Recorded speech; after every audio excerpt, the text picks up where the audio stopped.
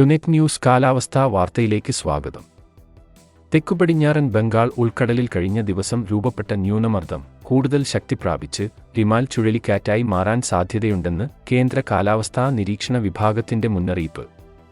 രൂപപ്പെട്ടാൽ ബംഗാൾ ഉൾക്കടലിൽ ഈ വർഷത്തെ ആദ്യ ചുഴലിക്കാറ്റായി റിമാൽ മാറും. ഒമാൻ നിർദ്ദേശിച്ച പേരാണ് മണലുകൾ എന്നർത്ഥം വരുന്ന റിമാൽ.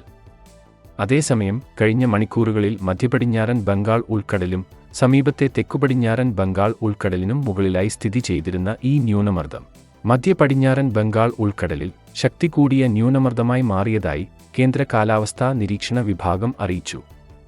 ന്യൂനമർദ്ദം വടക്കുകിഴക്ക് ദിശയിൽ സഞ്ചരിച്ച് നാളെയോടെ മധ്യ ബംഗാൾ ഉൾക്കടലിൽ തീവ്ര ന്യൂനമർദ്ദമായി ശക്തി പ്രാപിക്കാനാണ് സാധ്യത. തുടർന്ന് ശനിയാഴ്ച രാവിലെയോടെ മധ്യകിഴക്കൻ ബംഗാൾ ഉൾക്കടലിൽ റിമാൽ ചുഴലിക്കാറ്റായി രൂപം പ്രാപിക്കും. ശേഷം വീണ്ടും ശക്തി പ്രാപിച്ച് തീവ്ര ചുഴലിക്കാറ്റായി മെയ് 26 ഞായറാഴ്ച വൈകിട്ടോടെ ബംഗ്ലാദേശ് പശ്ചിമ ബംഗാൾ തീരത്ത് കരയിൽ പ്രവേശിക്കാൻ സാധ്യതയുണ്ടെന്നും കേന്ദ്ര കാലാവസ്ഥാ നിരീക്ഷണ വിഭാഗം അറിയിക്കുന്നു. കാലാവസ്ഥാ വാർത്തകൾ കൃത്യമായി ലഭിക്കാൻ ചാനൽ സബ്സ്ക്രൈബ് ചെയ്യുക. നന്ദി.